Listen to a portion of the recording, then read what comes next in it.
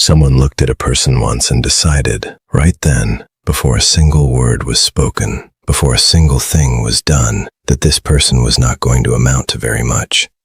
They looked and they measured, the way people do, quietly and quickly, with the arrogance that small vision always carries, and they filed their conclusion away. Not enough. Not quite there. Not worth the serious attention. And then they turned back to whatever it was they considered more important. What they did not know, what they could not have known because the whole advantage depends entirely on them not knowing, is that the person they dismissed in that moment was already building something, quietly, deliberately, in the space that the dismissal itself created, in the room that contempt always clears. And when the results of that building finally arrived in front of the people who had looked away, they did not understand what they were seeing. They thought it was luck. They thought it was a surprise. They thought it was one of those rare, unpredictable moments when the world produces something unexpected. It was none of those things. It was the most calculated, most patient, most structurally sound use of an advantage they had handed over with both hands without ever knowing they were holding it. This happens more often than anyone talks about.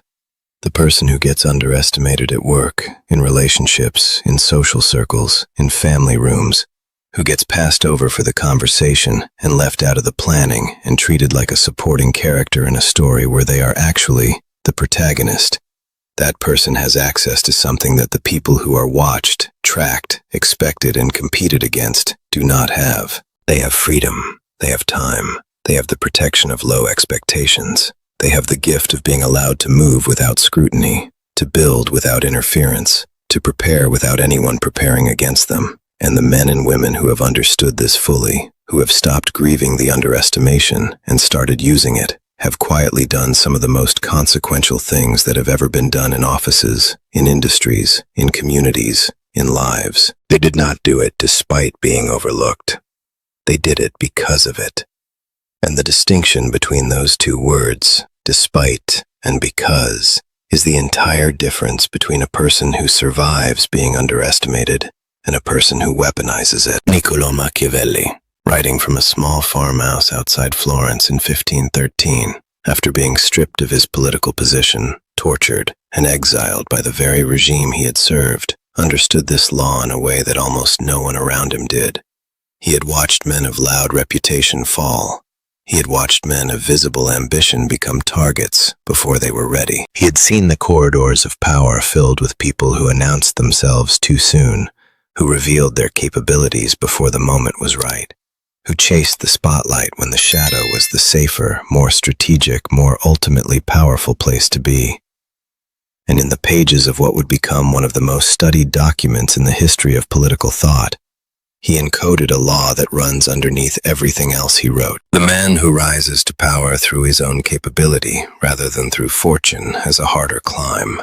But once he reaches his position, he is nearly impossible to dislodge. The one who is not seen coming is the one most likely to arrive. This is not a video about playing small. It is not a video about shrinking or hiding or accepting the limitations that other people's poor vision has tried to impose. It is a video about understanding, in very precise terms, the structural advantage that being underestimated creates, and about the specific behaviors and psychological principles that turn that advantage from an accidental gift into a deliberate, repeatable, compounding force in every professional and social environment a person moves through. In the next several minutes, 8 principles are going to be laid out, each one grounded in documented research and in Machiavelli's own observed understanding of how power actually operates, not how it is supposed to operate, not how fairness would design it, but how it genuinely and consistently does. By the end, something will have shifted, not just in how the idea of being underestimated feels, but in how every room, every relationship, every dynamic a person moves through gets read and navigated from this point forward. Number 1. Low expectations are not a ceiling. They are a cleared field, and most people do not know what to do with open space. Here is what most people do when they realize they are being underestimated. They feel it. They feel the dismissal in the tone of a manager who does not call on them. They feel it in the colleague who talks past them in a meeting. They feel it in the family member who expresses polite surprise when something turns out well. And the feeling is a specific mixture of frustration, self-doubt, and the desperate urge to correct the perception immediately, to prove it wrong right now, loudly, visibly, in a way that cannot be ignored. They push. They overperform in the wrong direction. They announce capabilities before the moment to demonstrate them has fully arrived. They do this because the discomfort of being seen as less than they are is almost unbearable, and the instinct to relieve that discomfort is immediate and powerful. But here is what that instinct costs. It costs the exact advantage the underestimation was creating. Research published in the Academy of Management journal by organizational psychologist Samir Nur Mohammed studied what actually happens to performance when people are labeled as underdogs, when others visibly expect them to fail or fall short. What he found was counterintuitive and important. When the people doing the underestimating are of low credibility, colleagues who do not know the work, managers who have not actually observed the capability, social observers who are operating on assumption, the underdog label does not suppress performance.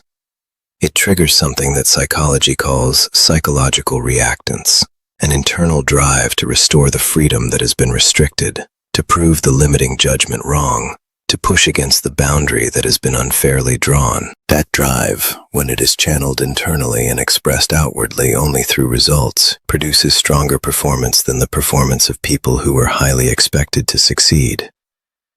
The favorite is managing expectations. The underdog is fueled by them. But the mechanism only works when the internal fuel stays internal. The moment it becomes external, the moment it shows up as visible defensiveness, as announced ambition, as the urgent need to be recognized right now, it stops functioning as a driver and starts functioning as a leak. The energy that was supposed to be building something gets spent on managing the perception instead. And the perception, research consistently shows, does not shift because of an announcement. It shifts because of an arrival. It shifts when the result appears in front of people who had already decided it would not, and the gap between what they expected and what they are looking at forces a recalibration they did not choose and cannot entirely control. Imagine someone new to an organization, placed on a team where two senior members have already quietly decided, based on where this person came from, what their background looks like, how they carry themselves in early meetings, that they are not going to be a significant contributor. They are not hostile about it. They are just certain. And the new person can feel it. The temptation is to start demonstrating immediately, to push for visibility, to make sure the senior members understand they have misjudged. Instead, this person watches, listens more than speaks, builds understanding of how the room works, who the real decision makers are, where the friction points are in the team's process. 3 months later, they present a solution to a problem the team has been circling for a year. The solution is precise. It is clearly built on deep observation, and it arrives with a completeness and a calm confidence that is disproportionate to the seniority the senior members had assigned this person. The recalibration in the room is immediate and involuntary. That is the arrival. That is the cleared field put to use. Drop the words, "I am building, not announcing," in the comments if you have been sitting on something that the wrong people have told you is not worth expecting. Number 2, the watched person is the managed person, and the person no one is watching is the person most free to move. Machiavelli made a specific and carefully documented observation across the courts and councils he navigated throughout his career as a diplomat of the Florentine Republic. The men who were most frequently outmaneuvered, who found their plans blocked and their ambitions frustrated before they could take root, were not the least capable. They were the most visible. They had made their intentions clear. They had revealed their capabilities early. They had positioned themselves as contenders, and the moment they did that, everyone around them began treating them as a contender, which meant competing, countering, blocking, and preparing against them at every turn. The capable but unannounced person moved through the same corridors without triggering the same defensive response. They were allowed to gather information, build relationships, accumulate resources, and position themselves because no one was spending energy working against a threat they had not yet identified. This dynamic plays out in modern social and professional environments with the same precision it played out in Renaissance Florence. Research on social status and workplace dynamics consistently shows that individuals perceived as high status or high threat receive more scrutiny, more political interference, and more coordinated resistance from peers than individuals who are perceived as non-threatening. The concept of expectancy bias, the well-documented tendency of human beings to filter all incoming information through the lens of what they already expect, means that once someone is categorized as a contender, everything they do gets evaluated through that lens. Their missteps are noticed more. Their weaknesses are documented more carefully. Their coalition of allies is monitored and competed against. The person who has not yet been categorized as a contender is operating in a different environment entirely. Their movements are not tracked the same way. Their relationships are not perceived as strategic. Their accumulation of capability looks, to the people around them, like ordinary activity.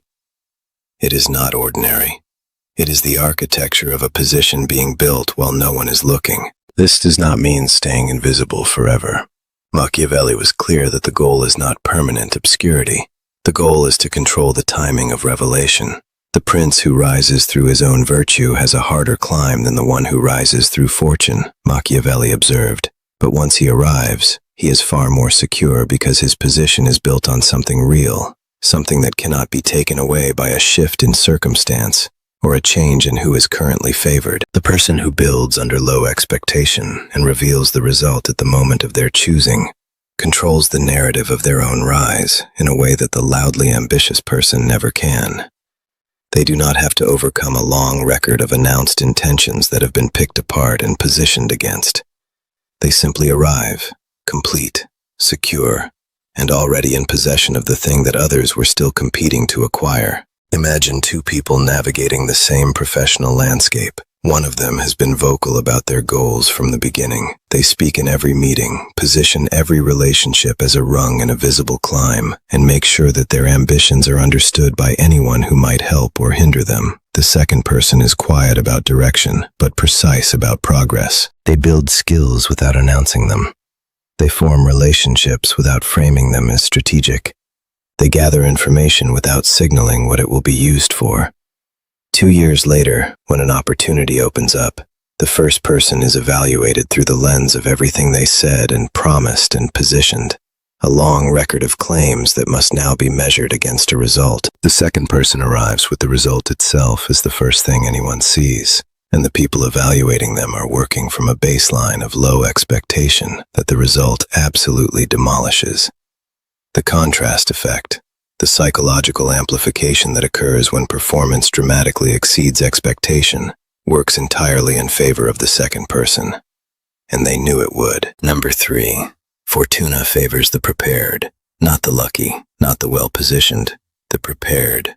This is the part of Machiavelli's law that most people skip over, because it requires something that the modern world does not celebrate: the willingness to wait, to build, to prepare in obscurity for a moment that has not yet arrived and cannot be precisely scheduled. Machiavelli wrote that fortune is like a violent river. In the seasons when the rains are heavy and the current is high, the river floods wherever it finds no resistance, tearing down everything in its path. But in the quiet seasons, the people with vision and discipline build dikes and embankments and channels, not because they know exactly when the flood will come, but because they know it will come, and they want to be the people who have already built when it does. Fortune, he wrote, shows its power exactly where virtue and wisdom have not prepared to resist it. It directs its force wherever it finds no embankment ready to hold it. The person who is being underestimated has time to build embankments. This is not a metaphor. It is a literal description of what the cleared field of low expectation makes available. When attention, competition, and political interference are not being directed at a person, they have more time, more cognitive bandwidth, and more emotional energy to invest in genuine preparation. Research in organizational psychology supports this. Studies on the effect of childhood socioeconomic status on patients, published in the Journal of Organizational Behavior, found that people who grew up in lower expectation environments consistently showed greater willingness to delay gratification, and less negative emotional reaction to periods of waiting than people raised in higher expectation environments. The experience of having to build from less, of having to wait for conditions to become favorable, produces a specific kind of patience that functions as a genuine strategic advantage when the moment for action finally arrives, because the moment always arrives. This is the part of Machiavelli's observation that carries the most weight. He documented, across dozens of real political and social histories, that circumstance always shifts. The person who is favored falls. The structure that seemed permanent cracks. The position that was occupied becomes contested, and in that moment of shift, the person who has been quietly preparing in the background steps into a landscape that the formerly favored person, who spent their energy managing their visibility instead of building their capability, is suddenly not equipped for. The prepared person who was underestimated does not win because they got lucky. They win because they built embankments while the river was quiet, and when the flood came, they were the only ones who had anything standing. Drop the words, "I build in the quiet," in the comments, because that is what this is. It is building in the quiet. It is the most underestimated act in any environment, and it is the one that compounds the longest. Number 4, the contrast effect is not just psychology. It is the single most powerful perception-shifting force available to the underestimated person. There is a well-documented phenomenon in cognitive psychology called the contrast effect. In its most basic form, it describes the way human perception is not absolute, but relative. The way we assess everything not on its own terms, but against what we were expecting to see. A performance that would seem adequate from someone with high expectations seems remarkable from someone with low ones. The same quality of output registers differently in the brain depending on the baseline against which it is being measured. This is not a subtle effect. Studies on expectancy violation theory, the framework developed by communication researcher Judy Burgoon, show that when someone's behavior dramatically deviates from the expectation that has been set for them, observers experience a form of heightened cognitive arousal. The unexpectedness of the deviation demands more attention and more cognitive processing than a performance that simply confirmed what was anticipated. The result is that the performance is encoded more deeply, remembered more clearly, and credited more fully than it would have been from someone whose performance was expected. This is the mechanism that the underestimated person can learn to understand and deliberately leverage, not manipulate, understand. Because there is a very important ethical distinction here that Machiavelli himself was careful about, despite the reputation his name has accumulated. He was not prescribing deception as a way of life. He was describing how perception already operates and suggesting that the person of genuine capability who understood that operation would be better positioned to ensure their capability was actually recognized when it needed to be. The contrast effect is not something that needs to be manufactured. It happens automatically when a person who has been consistently underestimated delivers something that is genuinely excellent. What they have to understand is not how to fake it. They have to understand when to deliver it and how to let the gap between expectation and result do the work that no amount of self-advocacy could do as effectively. Machiavelli studied the courts of Italy for decades and observed that image operates as powerfully as substance in determining how people are received and remembered. He was not endorsing style over substance.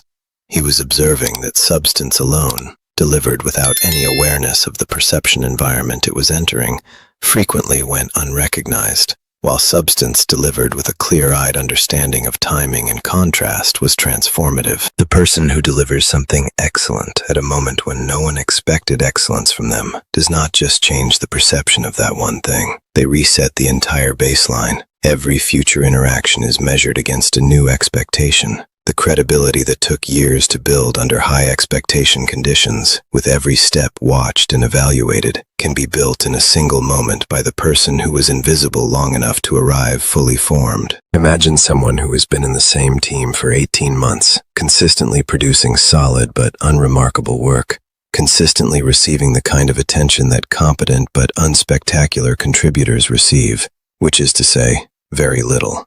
No one has been watching carefully. No one has been tracking their development, and then a crisis arrives. A project falls apart 2 weeks before a critical deadline. The lead person exits unexpectedly, and the team is scrambling. This person, who has been quietly developing an understanding of the project's architecture that no one knew they had, steps in. Not dramatically, not with a speech, with a solution, delivered calmly, structured completely, executable immediately. The room's recalibration is visceral, and the thing that amplifies it beyond what any ordinary recognition would produce is the gap. The shocking, dramatic, memorable gap between what everyone had assumed this person was and what this person has just demonstrated they actually are. That gap does not just change a career trajectory. It changes how every future interaction in that environment is experienced, on both sides. Number 5. The fox does not announce the trap it has avoided. It simply does not step in it. This is the lesson from Machiavelli's most famous metaphor that almost everyone misses. He wrote that a wise ruler must be both a lion and a fox. The lion to overwhelm the wolves, the fox to recognize and avoid the snares. Most people focus on the lion. Most people want to be the lion. The lion is power. The lion is visible. The lion is what announces itself. But Machiavelli was very specific. The lion, precisely because of its visibility and its directness, cannot defend itself against traps. It does not see them. It does not need to see them in the moment of its strength, but it walks straight into them the moment conditions change, because it has no habit of looking for what is hidden under the surface of what appears straightforward. The fox, by contrast, has developed precisely the habits the lion lacks. It is not weaker than the lion. It simply knows things the lion does not, and it uses what it knows before the situation demands it. The person who has spent years being underestimated in social and professional environments has, if they have been paying attention rather than grieving the underestimation, developed something that the highly regarded person in the same environments almost never builds: the habit of reading rooms carefully. Because they were not the focus of attention, they learned to watch without being watched. Because they were not the person whose opinions were solicited, they learned to observe how decisions actually got made before anyone thought to involve them. Because they were not treated as a threat, they had access to dynamics, conversations, and information channels that the visible person, who was always slightly on guard, always slightly performing, never fully accessed. They learned, without intending to learn it, how the actual mechanism of the environment operates beneath the surface that most people accept as the whole picture. Research on social class and perception shows something deeply relevant here.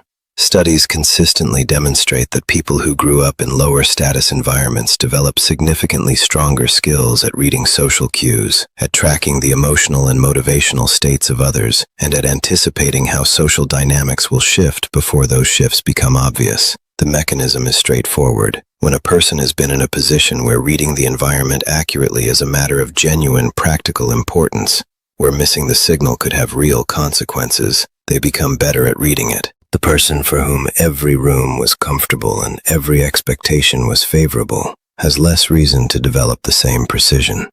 They can afford to take the surface at face value.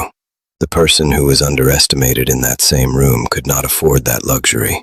And the precision they built in its place is not a consolation prize. It is an irreplaceable instrument. The fox does not announce that it has spotted the trap. It simply navigates around it so smoothly that the people who set the trap never know the opportunity was noticed and declined. This is the behavior that looks from the outside like effortlessness, like natural grace, like the kind of easy confidence that some people seem to be born with. It is not effortlessness. It is the accumulated competence of someone who had to pay attention in environments that did not reward them for doing so, who built the habit of reading beneath surfaces in rooms where no one was watching them closely enough to notice they were doing it. Drop the words, "I see what others miss," in the comments, because this is real. The habit of careful attention that underestimation forces is one of the most genuinely undervalued cognitive advantages in any social or professional environment. Number 6. Being underestimated teaches a person something about patience that being expected never can, and patience, deployed correctly, is absolute power.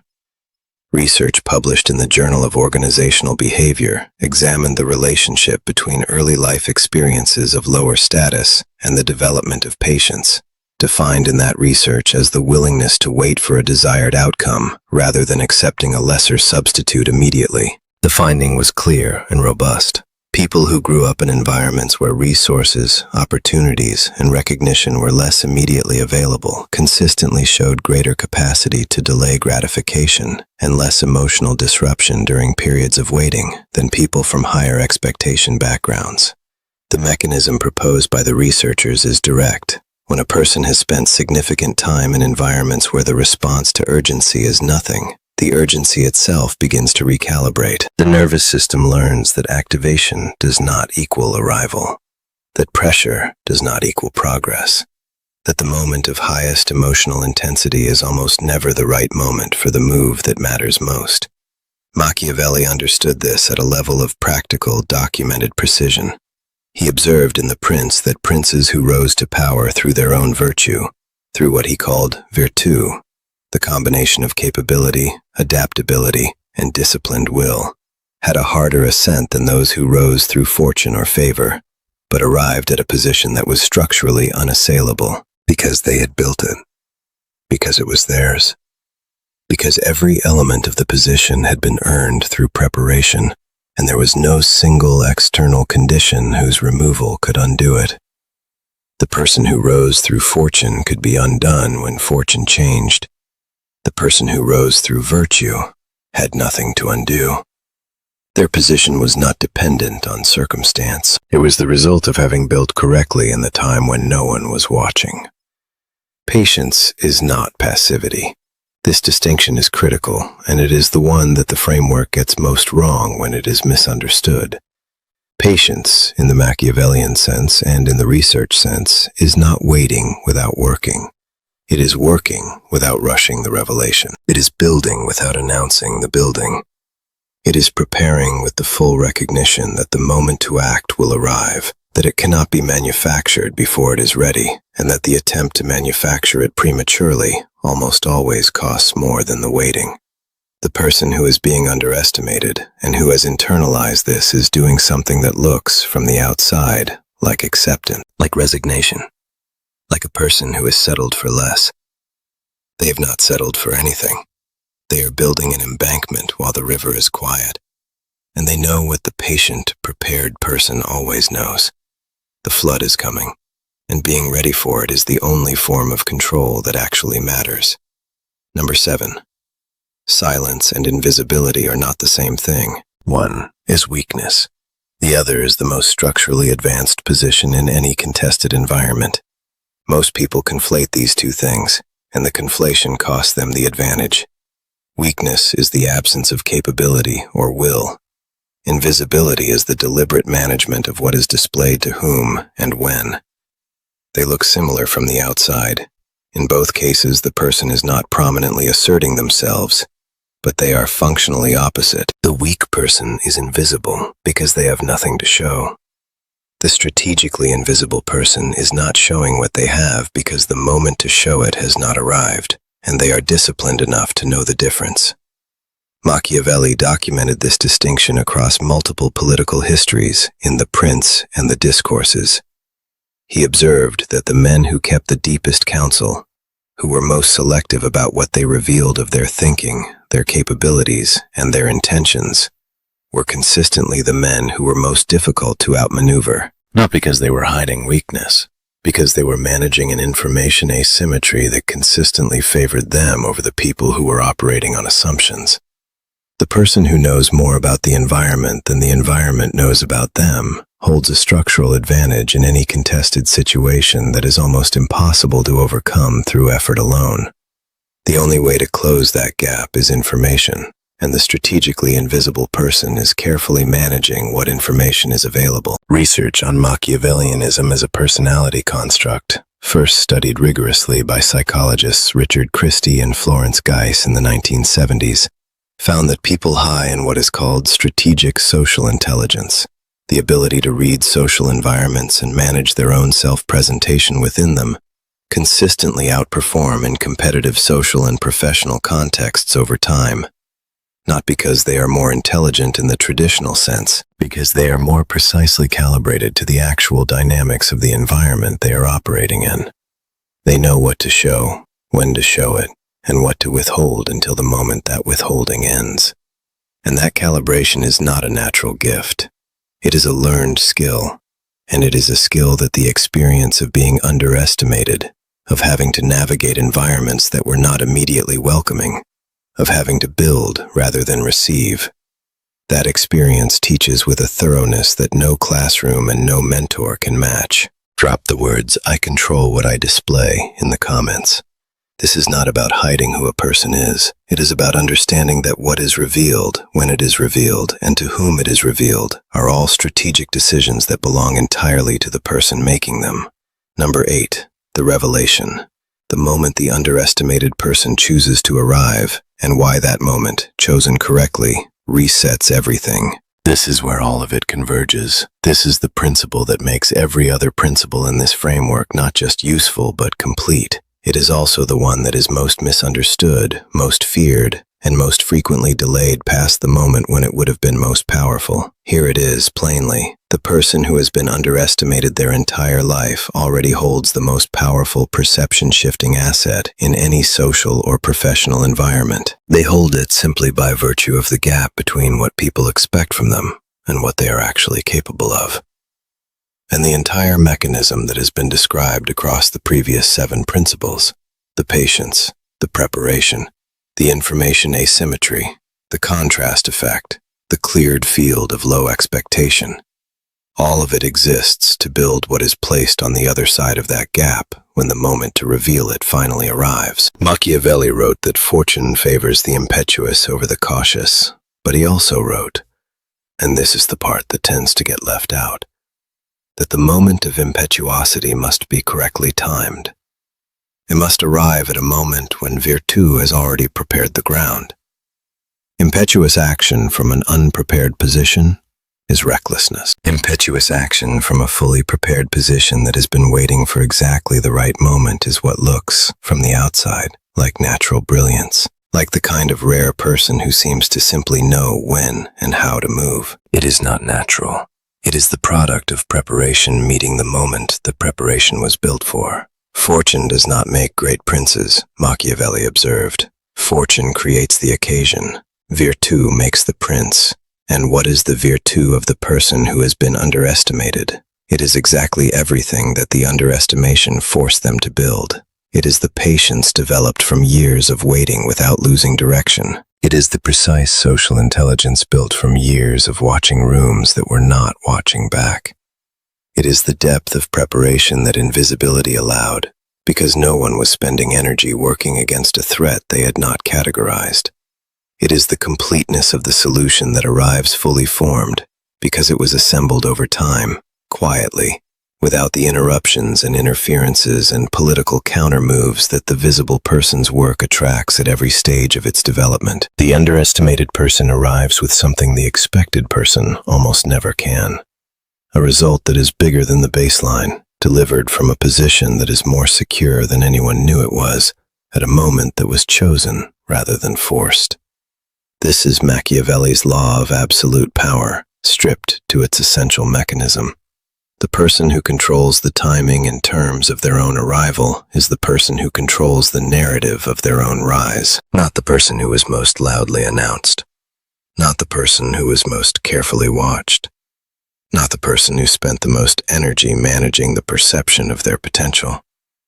The person who is allowed, by the smallness of others' vision, to build in peace, to prepare without interference, to accumulate without competition, and who understood with the clarity that only genuine preparation produces, when the moment was right, to let what they had built become visible to the world, that had already decided what to expect from them. The contrast effect does not just shift a career. It does not just change a relationship dynamic or reconfigure a social group.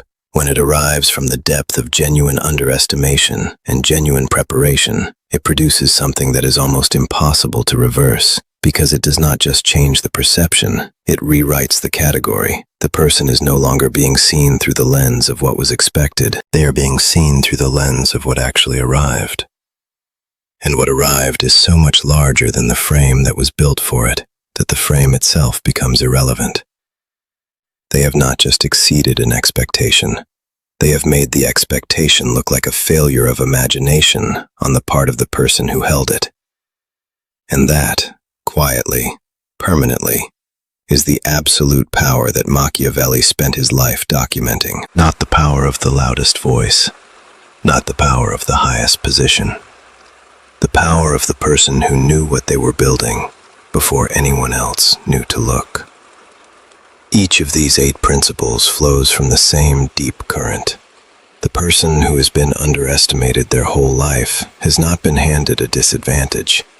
They have been handed a specific kind of freedom, the freedom of unscrutinized movement, the freedom of the cleared field, the freedom of a baseline so low that everything built above it reads as extraordinary. What they do with that freedom is the whole question. And the answer that Machiavelli's law points toward, the answer that research on underdog psychology confirms, the answer that every person who has ever quietly built something extraordinary and then stepped into the room with it fully formed already knows in their bones. The answer is this: everything. They can do everything with it, if they are patient enough to let the preparation become complete before the revelation arrives. The next time the dismissal happens, and it will, because this is how the world works, and pretending otherwise helps no one. There is a choice. The choice to feel it and shrink entirely, or the choice to feel it fully and build anyway. The choice to spend energy correcting the perception, or the choice to invest that energy in the preparation that will make the correction unnecessary. The choice to chase recognition before the result exists, or the choice to let the result arrive with the kind of completeness and calm that produces recognition so total it cannot be qualified or walked back. That choice belongs entirely to the person making it. No one who underestimates someone can take that choice away. The dismissal clears the field. What is planted in the cleared field is not their decision. It is entirely the decision of the person they did not think to watch. Someone who has understood this framework does not grieve their invisibility any longer. Someone who has internalized these 8 principles does not perform for rooms that are not ready to see them. Someone who has studied this law does not rush the arrival because the waiting is uncomfortable. They build in the quiet. They move without announcing the movement. They prepare with the full, settled knowledge that the moment for the reveal is coming, and that when it comes, they will step into it with something so complete and so far beyond what anyone expected, that the gap between expectation and reality will do more work in a single moment than years of self-advocacy could have done. That is who they are now. That is precisely and permanently who the underestimation built without ever knowing it was building. Like this video, if something in these 8 principles reframed how you have been reading your own story, share it with someone who has been spending energy trying to prove themselves to a room that is not ready to see them yet. They need to understand what they are actually holding. And subscribe, because the next video goes directly into the specific behaviors that the most strategically aware people use in the first 60 seconds of any professional or social interaction to position themselves with precision before a single word about capability has been spoken.